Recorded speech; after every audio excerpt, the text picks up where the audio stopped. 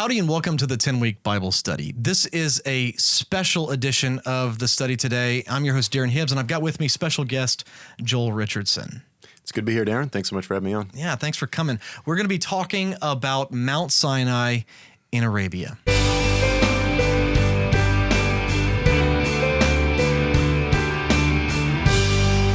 Thanks for joining me on the 10-Week Bible Study. I am your host, Darren Hibbs, and again, I am joined by my special guest, Joel Richardson. How are you doing today? I'm doing fantastic. Appreciate you coming on. Tell us just a little bit about yourself, Joel. So if anyone does know me, they would probably know me through some of my books. I've written a handful of books on eschatology, the return of Jesus, and my most recent book, which we're going to talk about a bit, Mount Sinai in Arabia. So I guess I've sort of crossed into slightly different territory. But I also travel all over the country and teach. I would say more than anything, I'm an author, teacher, and do a few other things. So we've got Joel is a family man, author, speaker. You've got a great show in the underground, and all of these things we're going to have linked in the description. Yep. So I encourage you to check all of the things that Joel has done out. Great catalog of books.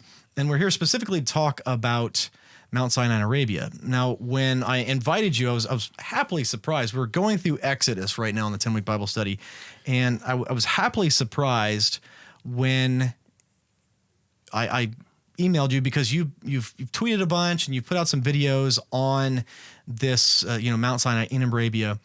I didn't actually know at the time that you were going to release a book, so I was very pleasantly surprised, and now we've got it. So I want to encourage everybody, do this several times during this, to get this book in Kindle or paperback, or it's in hardcover as well, isn't it? No, it's actually a paperback. Okay. It's the first book that I've released as a paperback. Okay. Yeah. So I would encourage you to get this book because it is a fascinating read. Before we jump into the meat, why don't we go ahead and pray before we start today? All right.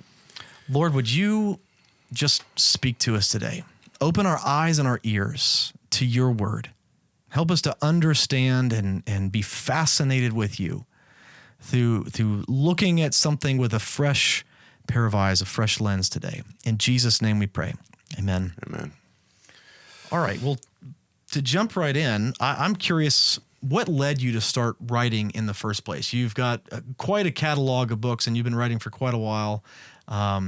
You've had lots of media appearances. You've done really well with your books. What got you into it? So just to jump back, shortly after I came to faith in 1991, I had committed myself to the Islamic world. I wanted to be a missionary, specifically in the Middle East. We make our plans, but the Lord sort of organizes or arranges our life. And so a few years later, I was sort of a couple years into my education pursuing this. And I actually decided it would be better for me to get a, tent making degree. So I was going to pursue a degree in engineering here in Kansas City at UMKC. And then I would use that again to move to the Middle East. So then in the process of that, again, so I guess this would be, let's say 95, met my wife, right? So this is life happens. Met my wife, and, just not long thereafter, we're married. We've got a baby on the way. She's always had a lot of different medical issues, but it was really during the first pregnancy that a lot of them sort of blossomed. And it was, I'll just, say it this way. It was a combination of a lot of her physical difficulties with, I think, just a realization of my own immaturity, that I just said, realistically, I'm not prepared to raise my family in the Middle East. And so then I had started a business to get myself through school, which was doing fantastic. I mean, it just took off right away. And this is the funny part, I wasn't doing very good with advanced math. And if you're an engineer, that's probably not a good idea.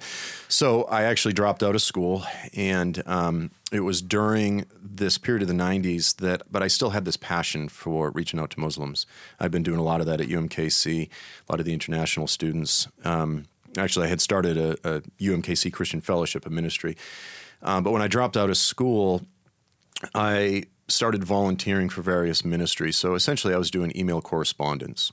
So, real simple, a Muslim sends in a question, or, they have something they want to argue about, and we would engage via email, again, during the Wild West, the old days of the internet back before 9/11. And what I found was that I was quite good at giving answers and, articulating the reasons for the faith, etc., and really enjoyed that. So I would say those years, more than anything, just sort of being in the trenches, arguing, working through, not just simple arguments, but real heavy theological arguments, dealing with some incredibly brilliant people. I always tell the story. There was one guy that really impacted me.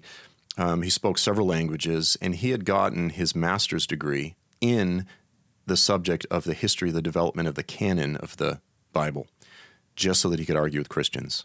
Wow. And so we went back and forth for years, and, so I was reading, really getting into stuff that I had never gotten into back when I was in school. So 9/11 happened, and everything changed, and so here I was sort of having already been for some years in the theological trenches of Islam. And out of that period, I started seeing a lot of things about Islam that I had never really recognized. There was an onslaught, a tidal wave of Westerners that were actually converting to Islam. And during those years, I'll just say there was always the stack of books that I'm working through, right? Because, there's a new argument every day. But just out of my own personal interest, I had started studying Islamic eschatology. So, and when I research something, I really just sort of, dig in and I think I read probably every book that is available on the subject in English. And I just said, I need to put this into writing. And so I just said, I'm going to write a book, but I didn't have any aspirations to be a published author. I just thought I had to get this information out. I actually put it online for free. To this day, it's still online on the website answeringislam.org. And it turns out that I'm not... Link that. We'll link that here. And it's under the title of... Will Islam Be Our Future? That was the initial sort of first title. But it turns out that I'm not a terrible writer, despite the fact that I dropped out of college. And so then from there, it just, it sort of snowballed. And I guess I got the bug. And so now I've got, several books sort of behind me. I still don't enjoy the process, by the way. It's a very painful tedious process of writing, but when you have something in you that you have to get out, I still believe in the format of books. I still believe in books. We're going through Exodus on this study right now, and this is a story that everyone is familiar with. Just if you don't know anything else about the Bible, you probably know that Jesus was in a manger or something like that, and there was a star, and you probably know about a big giant that a kid killed with a stone. And then you probably know that there was a group of people that passed through the Red Sea with a wall of water on either side, and all the Egyptians were killed.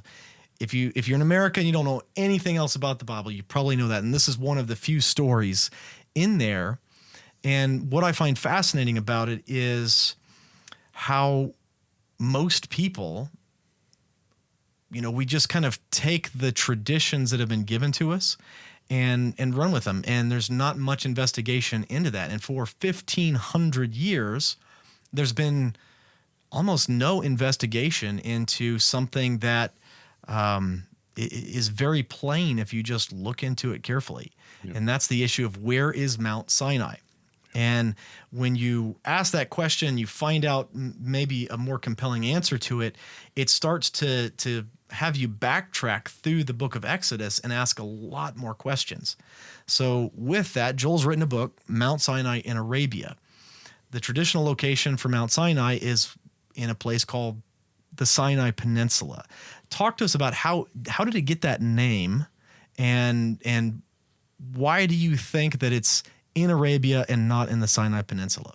Yeah. So first of all, let's just begin. Actually, let me just say this. This is important. This is not just sort of a peripheral archaeological trivia question. Yeah. And the reason is because of the centrality, the foundational importance of the story of the Exodus. Nearly everything in the Old Testament is arranged and structured toward remember. Remember what I did when I led you out of Egypt by a strong and remember when I did all these mighty miracles. Remember when I came down on the mountain. Remember. And the reason is, and I'll just say this, when you look at the book of Acts, you look at the apostolic model of preaching the gospel, there's this pattern of continually pointing back. Remember what God did back here at Exodus so that you will have confidence of what he's going to do in the future. Yeah. It's really rooted in two things. Remember what he did at the Exodus, and he came back from the dead. Therefore, we have confidence that he's coming back.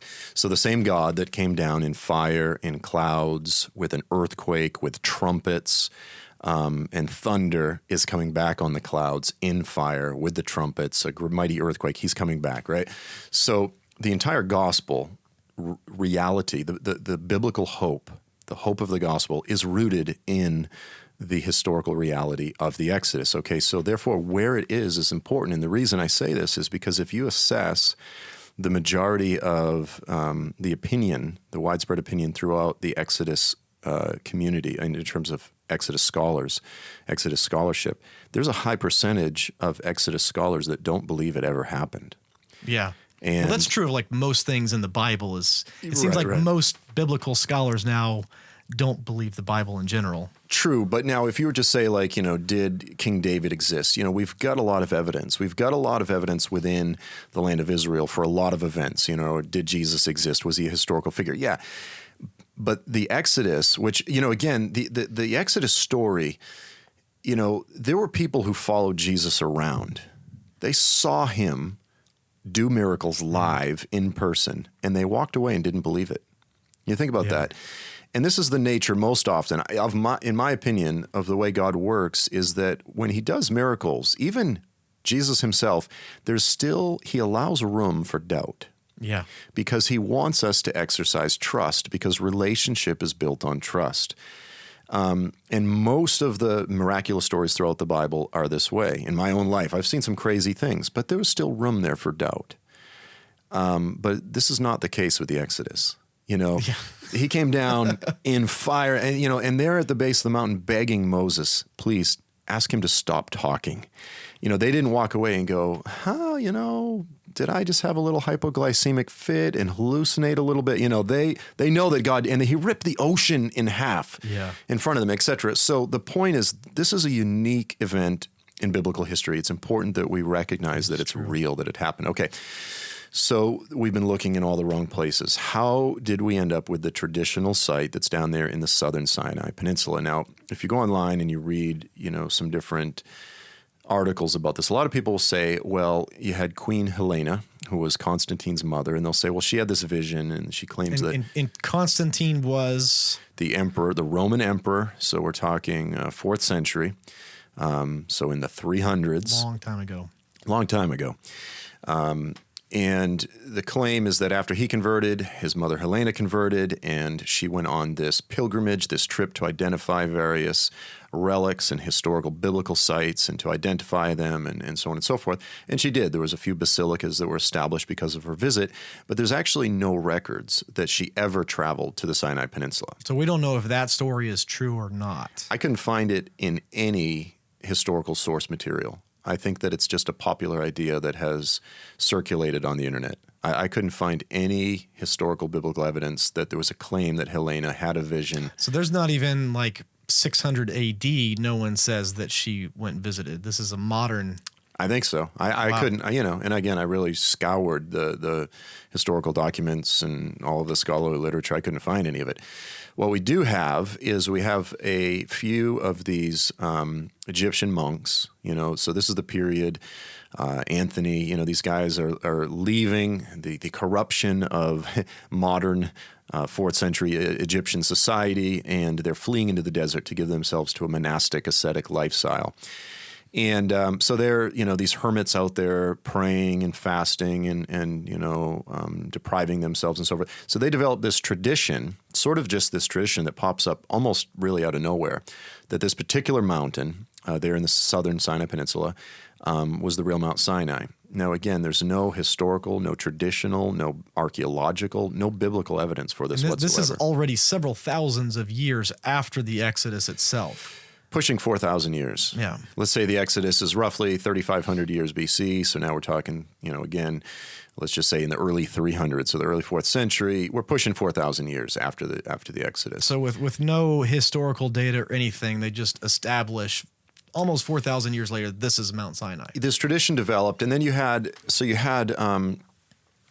a few visitors that went there. This one woman wrote a book called the Peregrinatio, which I think means like the pilgrimage, or I may be pronouncing that wrong.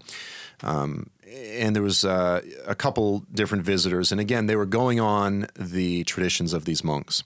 And so it started becoming a popular view. There were some European visitors, pilgrims that were listening to these monks, etc. Well, then, so what happened inevitably? As you had these monks out in the desert, they kept getting killed in various attacks from they were called the Saracens, or sometimes the Ishmaelites, right? So these are the desert, rogue marauders and so forth that are killing some of these monks. So then what happened is in the 6th century, so in the 500s, you had Emperor Justinian built a fortress.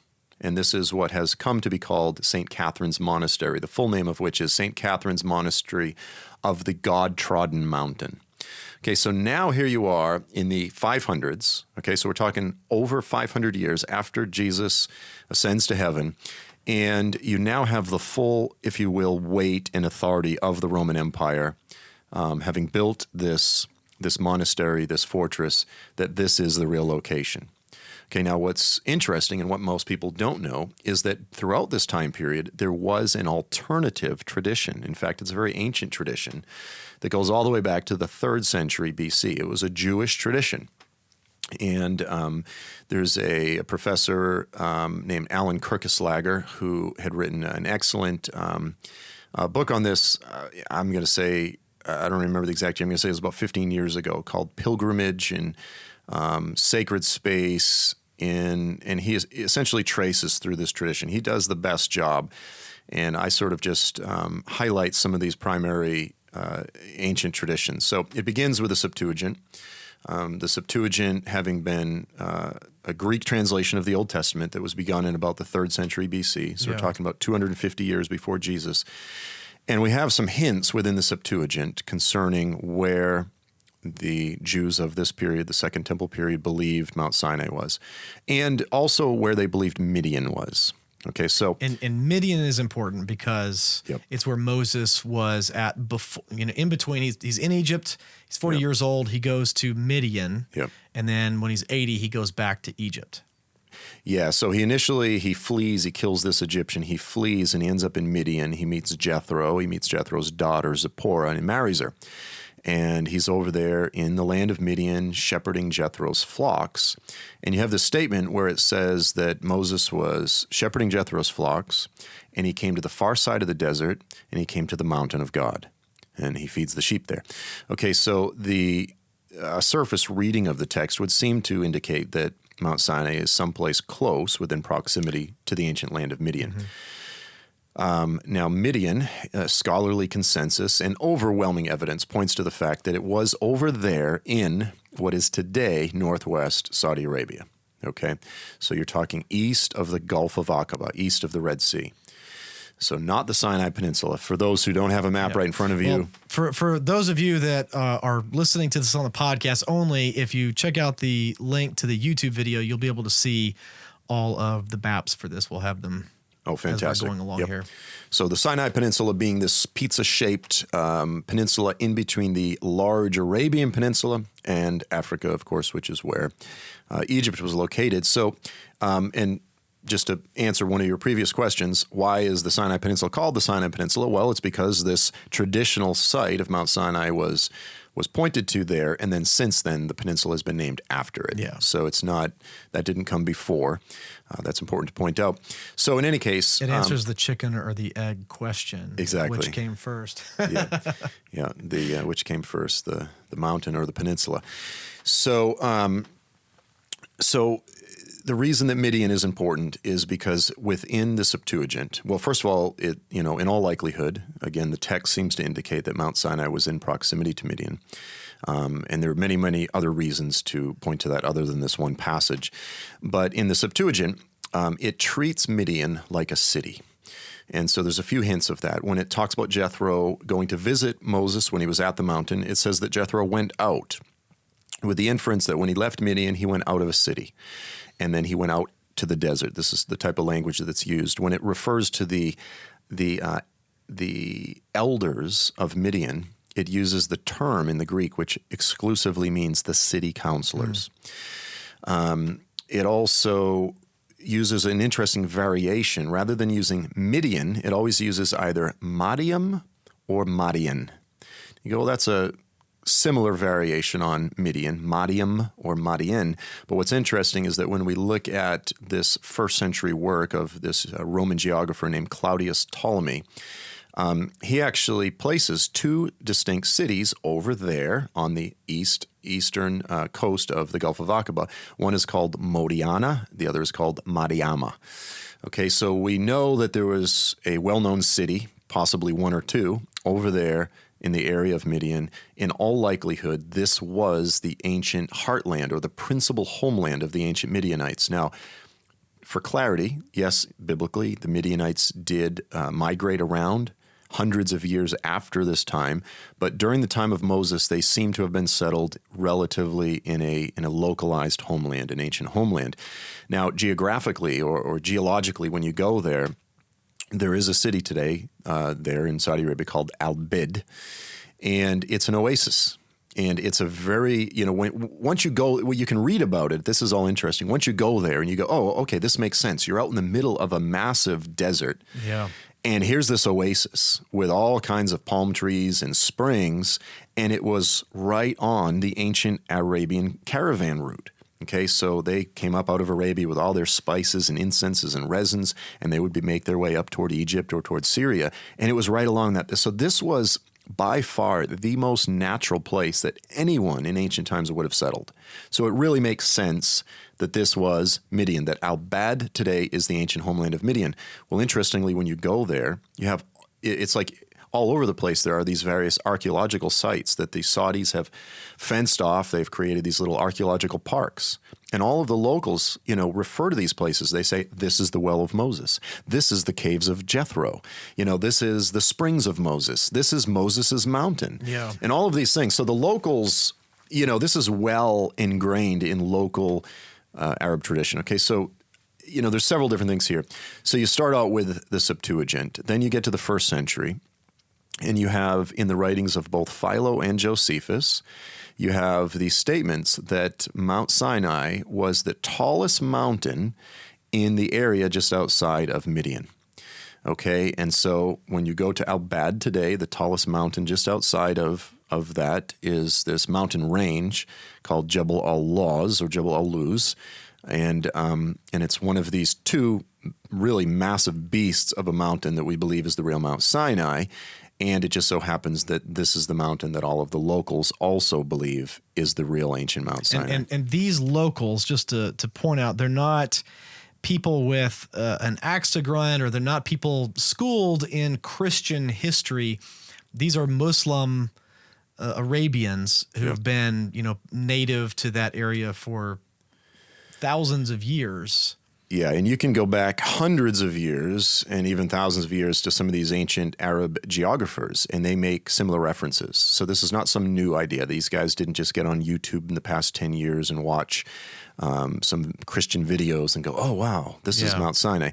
This has been this is an unbroken tradition, because what's interesting is, I just highlighted some of the primary sources for this ancient Jewish tradition. And I should point out that you have Philo, who was over in Alexandria. You also had Josephus, who was in Jerusalem. So you have a Jerusalem, the Jerusalemites, the Jews in Jerusalem, kind of a different tradition, and they both have the same tradition, that Mount Sinai was the tallest mountain just outside of the city of Midian in that district, in that region. Well, then you have the early Christians. You have Bishop Demetrius, you have Eusebius, you have Jerome, and there's one other primary. So some of these early church writers, they continued and carried on the same Jewish tradition, even during the same time when Justinian had sort of This is 600 AD. Yeah. So Jerome, he's up there in the, I believe, 5th century. Mm-hmm. And so during the same time period, as this other alternative tradition was being established, they bucked the trend and they go, no, that's not the real Mount Sinai. They continued to teach the same tradition that the Jews had believed.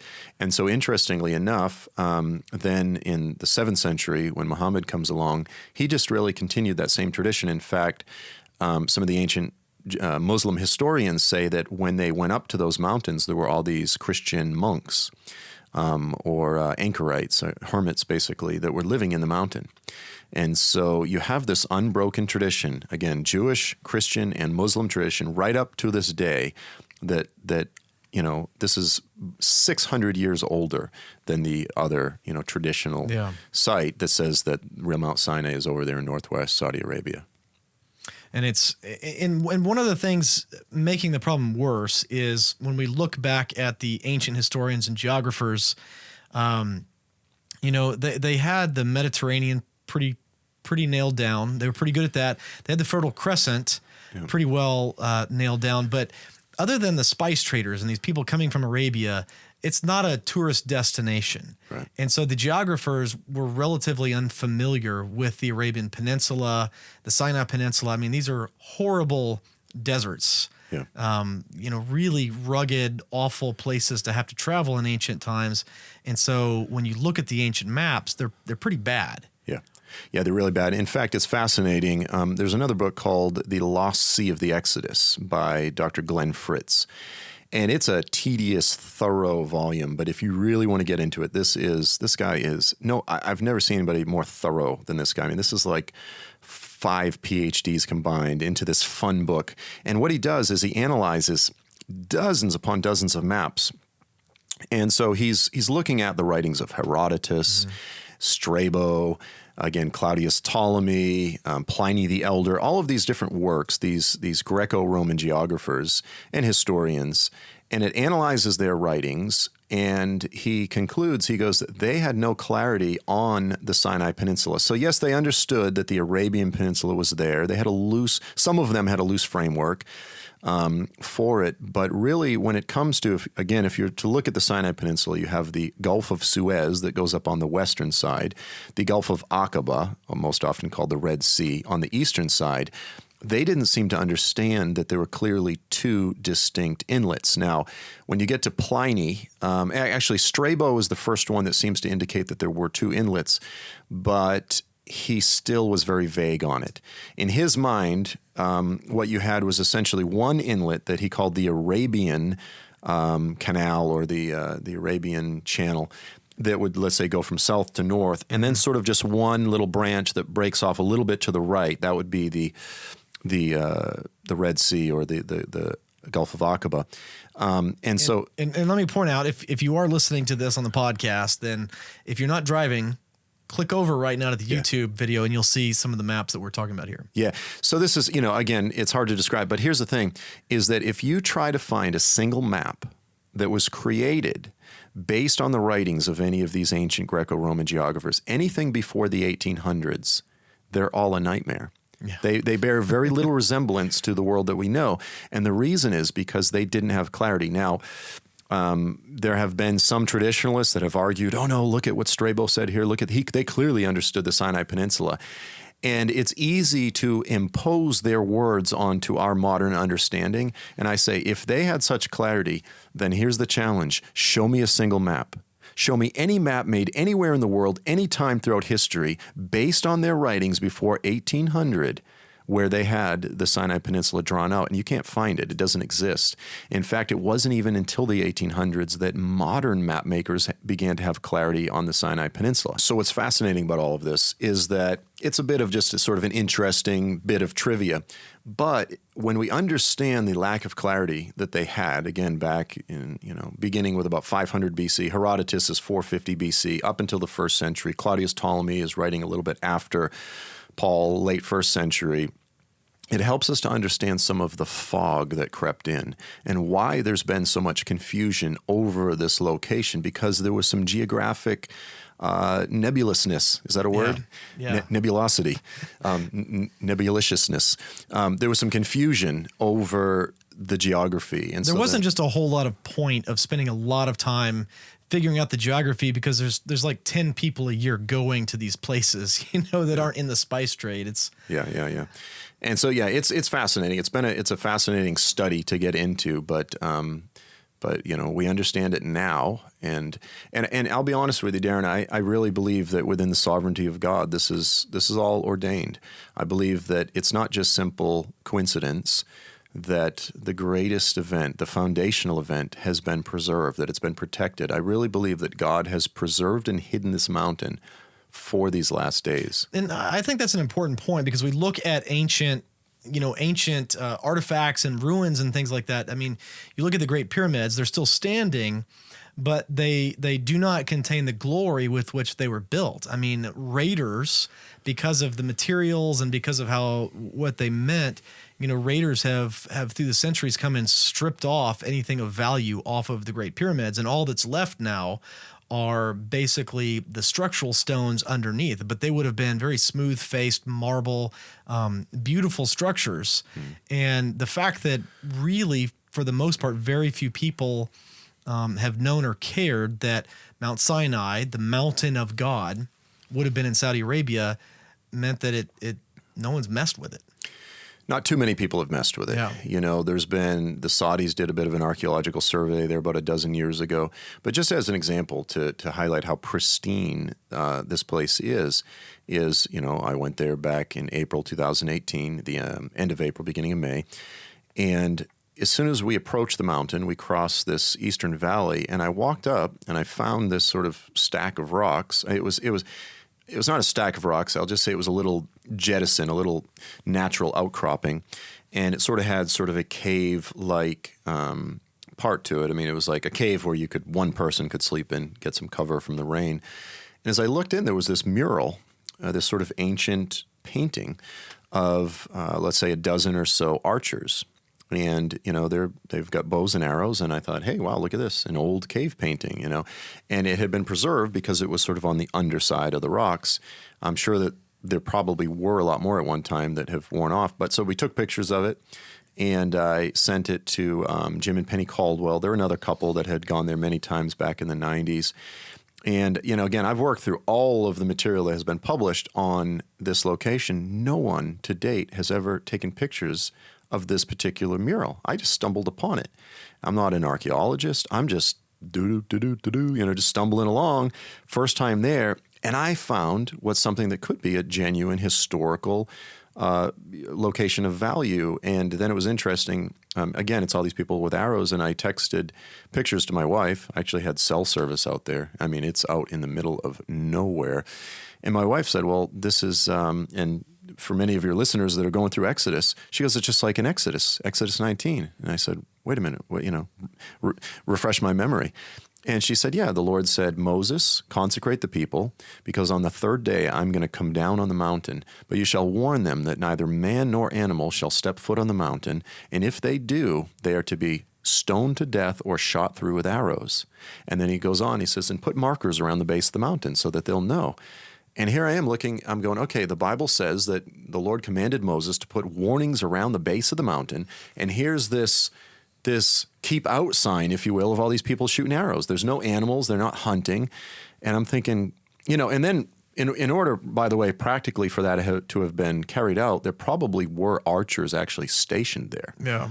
Well, I think this is amazing too, because a lot of times there's a disconnect, right, between reading the Bible and actually thinking of these ancient things in real world terms. Right. You know, how did they keep the people off the mountain? And you know, you're talking about a signage, Yeah. you know, for probably illiterate people. Yeah. And so this is, I love this. Yeah, it's the equivalent of this property protected by Smith and Wesson, kind of one of these things. Yeah, and I don't know, did they put the Levites up there? You know, the Levites were the ones that were responsible for slaying the idolaters. You know, who knows? In all likelihood, there were some archers that were stationed, interestingly, on this sort of high jettison, this rock. And maybe there were several other locations all around this eastern side, which, by the way, is where they would have been camped. And so if dumb old Joel, just stumbling along, the first time that he's there, within a couple hours after arriving, finds something of historical significance, I'm convinced that over the next several years, there's going to be all kinds of things discovered. And let me say this as well. The Saudis that I've been in dialogue with, they say, look, there are all kinds of things that they're about to bring out to the public.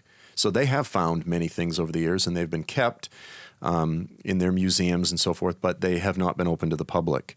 And so I'm convinced they're going to bring out all kinds of artifacts establishing the fact specifically that the ancient Hebrews were there, that there's actual symbols like menorahs and different things which are pretty undeniable. And they have them in their possession, and they have every intention on showing them to the world. And there's a change in Saudi Arabia right now that they seem to be going the way of Qatar and Dubai, that they're realizing they need to diversify themselves away from oil if they're going to survive on the world stage.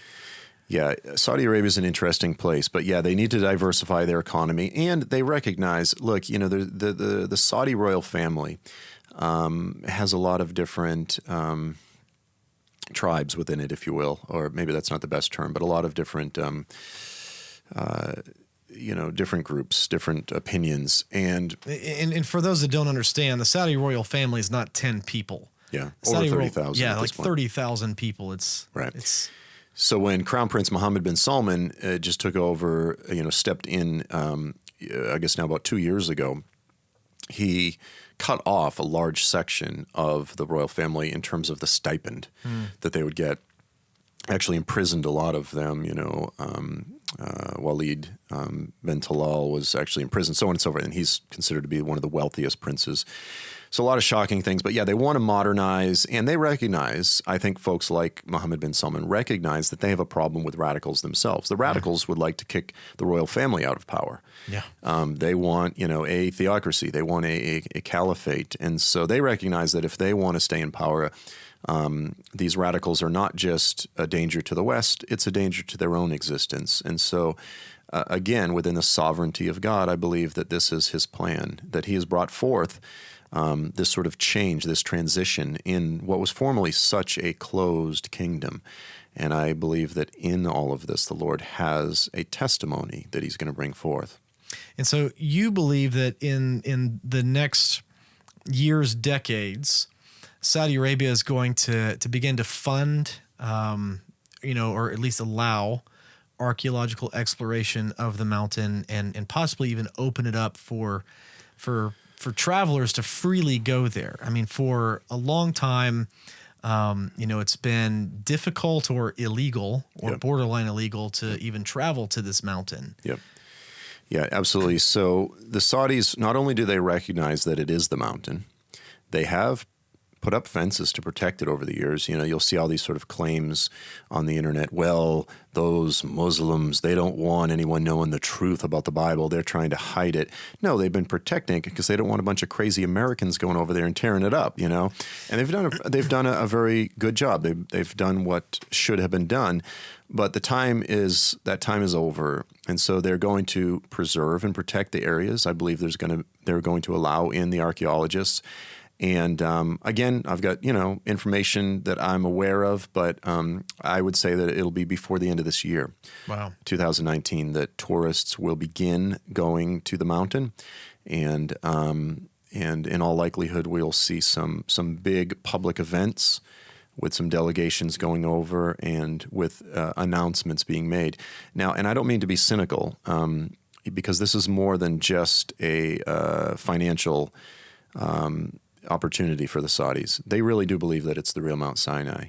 But it will be a great moneymaker. They're looking at Israel. They recognize last year you had over 2 million tourists go to Israel. 68% were Christians.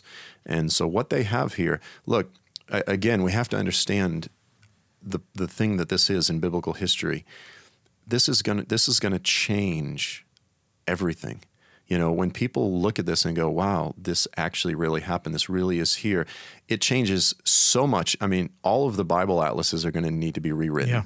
Yeah. There's a lot there. And so it's exciting. I mean, but it's a historical moment. Well, so speaking of which, let's talk about the Bible atlases and walk people through the difference between what's probably in their Bible atlas as far as the route of the Exodus versus what you see and what I believe is much more realistic as far as the descriptions in the Bible. What is the actual route of the Exodus? Okay, so traditionalists will say most often there's probably 6 or 7 different options that they will offer, but most often it's through any number of various lakes or marshes north of the head of the Gulf of Suez. Some say they actually cross through the Gulf of Suez itself, but that's kind of where the Suez Canal is right now. Yeah, exactly. Lake Timsah, or I think I'm pronouncing that wrong. But there's a handful, some of the marshes and so forth. And so if that's the case, then again, that's on the western side of the Sinai Peninsula, then it stands to reason that Mount Sinai, of course, would be there. And really, this is sort of what this is reverse engineering. Once Emperor Justinian, again, established St. Catherine's Monastery, then by logical extension, the Exodus crossing must have happened over there on the western side. So this is sort of the compounding error of traditionalism. Well, so now what you have with regard to the Exodus is you have in both Exodus and Numbers, you have these various cities, locations where they stopped or where they camped along the way, both before the sea crossing and after. So this is called the itinerary. And so scholars spend a lot of time trying to establish the itinerary. It's very important within Exodus scholarship. They say if you want to prove where Mount Sinai is, you have to sort of establish where all of these other, 9, 10 locations are. Well, that becomes very complicated quick because not only are you working through all kinds of historical data to establish one location, now you've just multiplied the controversy again, but times 10. But because they believe the sea crossing is over there by Egypt, so many places such as Sukkoth or the desert of Shur, the wilderness of Shur, this comes up in the Bible several times. That's all going to be over there toward Egypt. Okay, whereas in reality, I think a much more solid biblical case can be made, for instance, with regard to the desert of Shur, to be over there by Edom, to be over there by southern Jordan. Of course, this was the place where Hagar and Ishmael went after they left the camp of Abraham. Where did all of the Ishmael's sons come to settle? Again, it was over there in southern Jordan, northwest Saudi Arabia. David attacked the Amalekites and he destroyed them all the way from Shur to Havilah. Havilah is associated with the Garden of Eden. Most often it's placed over there in Iraq. Okay, so, based on other biblical geographical criteria, it points to it being over there again, southern Jordan, northwest Saudi Arabia. But most Bible atlases, because of the assumptions as to where the mountain is, they're going to move that over to Egypt. So it's not just Mount Sinai that needs to change. It's about 8 or 9 other locations. And I don't know that we're ever going to figure it out. Where exactly is Kadesh Barnea and some of these locations? I don't know that we'll ever establish it, but it's going to completely change scholarship in this arena completely. Because these places are so ancient and they haven't been permanently inhabited all of this time, some of them are lost, or it's like finding a needle in a stack of needles. Which piece of sand do you turn over to say that this is that place? It's a very difficult game to try and find those places to begin with. Yeah, and then you're going to have the resistance of traditional scholarship. And that traditional scholarship tells you that the Red Sea crossing, where the water swept away all of the Egyptians and drowned them, was 6 inches of water in a marsh or 2 feet of water in a marsh. Yeah, or they'll try to sort of mitigate the fact that they've minimized it and say, well, this thing certain times of the year could be as much as 9 feet deep. And you go, well, that's mildly more impressive than a few inches, this sort of thing, or a foot deep. But the language that the Bible uses so clearly, again, the song of Moses after, either one, it was just some of the most gross hyperbole. Yeah. Or it was through the sea. And I think all of the biblical evidence, if we're honest with the biblical language, we have to acknowledge that it was through the sea, not just some lake, some small lake or marsh or this sort of thing. And in your book, you go into detail into the meaning of those words. And a lot of people, because they've said, here's Mount Sinai in the Sinai Peninsula, they've kind of reverse engineered, like you said, what Yom Suf means, which is what's commonly interpreted in Bibles as the Red Sea or the Reed Sea. Yep. And there's really no evidence. And this is one of those things where we don't get into the podcast, we don't get into the Bible study very often in the weeds of ancient languages because our translators have done a good job for the most part. But because of the tradition, Yom Suf is one of those words where the ancient Hebrew, it's not actually clear what it means. And so they've kind of interpreted the way they wanted to back into this traditional understanding. Yeah. Yeah. And it gets real tricky fast. It gets, so the ancient Greeks viewed this ancient body of water, this ocean down south of the Arabian Peninsula, as the Red Sea, the Erythra Thalassa. And then Mario Rubro, which was not to be confused with Marco Rubio, in Latin. But so then, again, because of their lack of clarity regarding the Sinai Peninsula, regarding the Gulf of Suez, regarding the Gulf of Aqaba, by extension, the translators of the Septuagint just called this Yam Suf, again, the Sea of Suf. They called it the Erythra Thalassa. And every Bible translator and scholar will acknowledge that that's wrong. But here's what's interesting. The New Testament, both in the book of Acts and Hebrews, calls it the Erythra Thalassa. So the New Testament writers use this term, which was technically inaccurate, but which had come to be widely accepted during the first century. So that sort of compounds the complexity of all this. But so then what most scholars do is they go, well, we know that Reed Sea is not accurate, that Suf doesn't mean red. That Red Sea is not accurate, that Suf does not mean red. And so then they go, actually, Suf is an Egyptian loanword, that the Hebrews borrowed it from the Egyptians, and it actually means reeds. And so thus you end up with Reed Sea. Which helps if they're crossing a reed-filled swamp. Yeah. But here's the problem. What's interesting is there's only one verse in the whole Bible that could possibly be used to say that Suf means reeds. It's actually not a foregone conclusion, and that's where Moses is placed in a basket among the Suf. And there's really only one other verse where the word Suf even has, we'll call it a reference to something that is plant-like, which is when Jonah says, I was under the water and the Suf wrapped around me. And of course, that would be seaweed. That wouldn't be papyrus reeds deep in the ocean. So what I offer in the book and what many scholars also agree with is a much better translation is that Suf means the end or the boundary. And so this was the sea at the boundary, the sea at the end of the land, because the Gulf of Aqaba, as the Yam Suf, was the sea that is at the end of the Promised Land. It was way down there in the south. It was sort of the southernmost part of the known world, if you will. And so that, in my opinion, is a much better fit. It fits with all of the biblical data, and it fits with the more common usage throughout the Bible. Again, we're trying to build an entire doctrine based on one verse versus several other verses that lean in the other direction.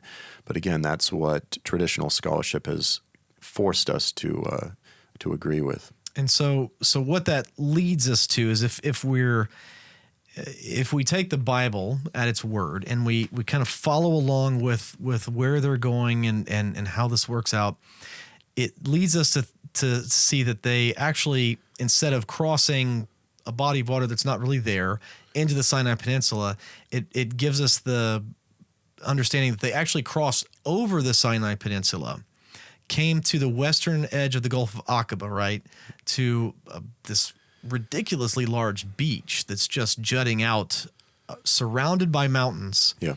and then crossed over what we call, and that's an important thing here, is our names for things are not necessarily their names for things, and Right. there might have been 10 names in between then and now for these different things. So Sure. they crossed the Gulf of Aqaba over into northwestern Saudi Arabia. Yeah. Yeah. So the location is through this narrow wadi, this gorge through the mountains called Wadi Watir, which leads out to Nuweiba. Today it's called Nuweiba. And a wadi is just a Valley. canyon, Yeah. valley. Yeah, real tight through the mountains. And that's exactly, by the way, what Josephus describes. He says, the Hebrews were trapped between the water and this very narrow pathway through the mountains. The Egyptians are up on the mountains. They've got them trapped. And there's no mountains over on the Suez side. Yeah. I mean, it's like a mile or so away from the shore. So you go, either Josephus had no clue what he was talking about, or he had some insight. Now, Josephus was a bit confused, by the way, because Josephus did actually think the crossing took place over by the Suez. So that's what's interesting, but then what he describes is something that can only be ascribed to the Gulf of Aqaba. So it's like you kind of go, which did he believe? He obviously had some conflicting information. But what's interesting about all of this is you go, okay, so there's a few other candidates beside the traditional site. You also have Jebel Sin Bishar, this guy named Menashe Harel. He's an Israeli archaeologist. He says it's over there. This is a mountain that's close to the Gulf of Suez. Okay. You've got another mountain called... in the Sinai Peninsula. Yeah, in the Sinai Peninsula. You've got another one up in the Negev, which a good friend of mine... Southern Israel. Southern Israel, yeah. This is called Har Karkum, actually in Israel. And the problem with all of these sites is, again, once you establish where Midian is, then you have to say that Moses, in order to feed the sheep, led the sheep on if we're dealing with the traditional site, for instance, a 500-mile round trip. Because Moses, when he's with Jethro, he's tending the flocks there. He goes up on this mountain, and the Lord says, "I'm going to bring you. You'll know that I'm behind all this when I bring you back to this mountain." Yeah, and it calls it the Mountain of God. Yeah, and if Midian is in northwest Saudi Arabia, to get to the Sinai Peninsula, it really is kind of a ridiculous stretch for him to take the flocks that far. Doesn't make any sense. If it was Jebel Sin Bishar, then you're dealing with several 100-mile round trip. So, you end up with huge problems. But if it's over there in northwest Saudi Arabia, then it makes sense. And many of these tensions dissolve. Yeah, so the traditional location for the purposes of what we normally study here on the 10-week Bible study, we've gotten a lot into the weeds on some details here, but I think they're really important because when you look at things from this long ago, there's a lot of tradition, a lot of time mixed into what we understand from the Bible. And this is one of those cases, it seems, where the tradition is probably wrong. And when we look at where the tradition came from, the scholarship they had versus the scholarship we have now, it seems like it's wrong. And I wanted to just kind of get your opinion on this, because this, I think, is very important, very pertinent to this discussion, because there's a tremendous push, and it's been going on for quite a while, but there's a tremendous push amongst especially non-believing Bible scholars to reinterpret things in different ways because they don't believe the events. Right. And so they would look at something like this, and a lot of people would say, well, see, you can't believe what Paul says in Romans 1 about all of the myriad of social issues we're dealing with in the United States and around the world, because those are archaic and ancient, and he didn't understand what we understand now, and we need to, allow homosexual marriage. We need to allow all of these things nowadays because he didn't understand. And so it can look similar to some people when we say, okay, well, the Mount Sinai that, my Bible maps tell me is correct is not the real Mount Sinai. So how's that any different from you reinterpreting the book of Romans chapter 1? Right. Yeah, I mean, and again, this goes back to, and I'll just say my own personal conviction that I just feel in my spirit, but we live in an age where unbelief has multiplied tremendously over even just the past decade. the atheists are some of the most aggressive, overly confident people. And it's spreading. It's not just here in the Western world. It's spreading all over the world. And so you have, just sort of the secular unbelievers. You have unbelievers within the field of, Exodus scholarship, which, by the way, just as a side note, I can't imagine a more depressing life than to say, I'm a scholar of the Bible and I don't believe any of it. But there's a lot of them. Yeah, it's just that. I mean, what a horrible existence. But yeah, there's plenty of them. And then, as an anecdote, when I was on my way home, I've told this story several times. I was in Amsterdam, and I got on the plane. And I was sitting next to this guy, and from your trip to to Mount Sinai, yeah. And I was just glowing, I was just looking at the pictures on my phone saying, I don't believe what just happened the past few days because, and we haven't even got into all of the archaeological. It just, when you hear about it, it's fascinating. When you go there, and I say this, and people told me this, and I go, well, we'll see. You go there and you absolutely can tell that this is the real deal. Everything falls into place. You're like, if this isn't the real Mount Sinai, then someone... Like the only one that could have done this is God, and he's completely punking all of us because it's just like everything is exactly where it should be. And it's like untouched. Like it's the strangest thing. But so I'm looking at pictures and I'm going, what just happened this past week? This was just been a crazy journey. And this guy sitting next to me, and I can tell that I could just tell by his accent that he's a Jew from New York. And he starts making small talk, and he says, where are you coming from? You coming from Zurich? And I said, no, believe it or not, I was just in Saudi Arabia. And he said, well, what in the world were you doing there? And I said, well, believe it or not, I said, I think I was just at the real Mount Sinai. And he immediately says, oh, well, none of that stuff's true. That's all myth, right? And I looked at him, I said, well, what are you talking about? I said, are you observant? And he goes, oh, yeah, I go to synagogue. He goes, but, the Bible's just here to teach us lessons. It's not real history. Yeah. He says, German higher critical scholarship has disproven this stuff a long time ago. And I looked at him, I said, wait a minute. I said, I'm the Gentile here. I said, don't you realize that German higher critical scholarship, which has come to sort of be the foundation of much biblical scholarship, was rooted in an anti-Semitic, anti-Judaic program to DJ? And he goes, oh, that's not true. And I'm looking at him and I'm going, here's Deuteronomy 32 playing out right in front of us. I'm the Gentile. I'm the foolish person who is a non-people, and I'm trying to convince you of the truth of your own scriptures. You're supposed to be the light to the world. And so you've got unbelief within the Jewish world. You've got unbelief within the academic community. You've got unbelief everywhere. You've got unbelief in the Arab Muslim world. And I'm convinced that part of the reason why it has been there in Saudi Arabia, the heart of Sunni Islam, is because he has a testimony, and he's going to declare to the Jewish community, you guys are supposed to be the ones that are every year gathering together, celebrating Passover in order to remember. Yeah. And you've forgotten. And he's going to say, remember this. He's going to say to the unbelievers, remember this. And, again, maybe this is just something I'm getting personally excited about, but I look at the Jesus movement is the greatest revival in American history in recent, the past 100 years, going all the way back to Azusa.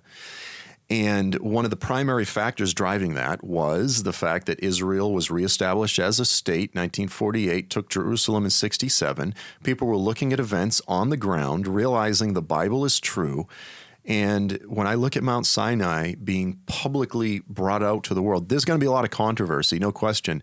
But the evidence is so self-explanatory that I'm convinced when people look at it, it's going to sort of spark the next Jesus movement, if you will. At least that's what I'm praying into, because I've seen it myself. I've felt it. And I really believe it's going to play this part in the days that we're living. So the thing that I love about this is, you've got nations that the Lord says he loves. And Isaiah says he loves Egypt, Assyria, and Israel. And we know that in Israel, the Temple Mount is proclaimed a holy place, but there's only one other place on planet Earth, to my knowledge, that the Lord says this is holy ground. And it's a mountain in what we call Saudi Arabia, the heart of Islam. And so in America, we're taught to, the news cycle and everything wants us afraid and angry at Muslims. And again, as Christians, we have irreconcilable differences with Islam, but not with the people. the Lord loves these people. There's a holy mountain, holy ground in the midst of Saudi Arabia. Yeah. And so I love the fact that the Lord did that, because now in our modern context, it just reiterates to me, he loves these people. Mm-hmm. He doesn't love their ideology. I don't believe he loves their religion, but he loves the people there. And I think there is such a powerful redemptive thing in it being in Saudi Arabia, as opposed to the Sinai Peninsula, where no one has really ever lived. I mean, almost uninhabited for all of history. Yeah. So check this out. So you can point to, there's not too many passages that you can point to in the Old Testament that clearly indicate, you pointed to Isaiah 19, clearly indicates that the Lord will have a mighty remnant within the heart of the Islamic world, in Egypt, in Assyria. You're talking, wait a minute, isn't that the place that ISIS just had its capital of its caliphate? You go, yeah, right there in Iraq and Syria, the Lord is going to have a mighty remnant. Well, there's another passage, which is one of the most glorious passages in the whole Bible, about the restored kingdom of God, the restored kingdom of Israel. It's Isaiah 60. Arise and shine, for your light has come. Your light has finally come. The glory of the Lord has risen upon you. Behold, before his return, deep darkness covers the people. That's the season we're in right now. Deep darkness covers the peoples, but the Lord will rise upon you. His glory will shine upon you. And then it says this, multitudes of camels of Midian will cover your land. And it says all the flocks of Kedar and Nebaioth. You go, well, wait a minute. What are we talking about here, Isaiah? Now, again, most Old Testament illiterate Christians, we just go, I don't know, a couple Old Testament names. We skip on. Yeah. It says, not a handful, not a whole bunch, a multitude of people bringing camels with resources to build the temple of God will be coming up from Saudi Arabia. That excites me. And they're going up to worship the King in Zion, the Holy One in Zion. And so I go, Lord, you said there's going to be a revival in that part of the world. Now, we could say, well, they're all going to come to faith after he returns. And I go, yeah, that may be the case, but I think that we could make a good biblical case, and I think as intercessors we should push in for the idea that that's going to start before he returns. And so we've got scripture. We've actually got solid scripture that this part of the world is going to see a revival. So I think, again, something really big is unfolding. Well, I love that. And so we've had a long conversation. We've gone way over time, but I really appreciate you coming and sitting down. I really do encourage you to check out Joel's new book, the Mount Sinai in Arabia. I also, we didn't get a chance to talk about it all, but I encourage you to check out his book, The Mystery of Catastrophe. Just a wonderful, wonderful book that you co-wrote with Nathan Graves. Yeah, Nathan Graves. And just a wonderful book. Encourage you to check both of those books out. Check Joel's his YouTube show out, and we're gonna have links to all of that. Let people know any other way that they can get a hold of you if they're interested, or where they can find your resources. Yeah, it's like you said, joelstrumpet.com. My email, by the way, I probably need to post this somewhere, is joel@joelstrumpet.com. And so we've got a couple new books that we've just released, as well as I've got a whole 9-class DVD or flash drive that I've done on the material in the book, if you're not a reader.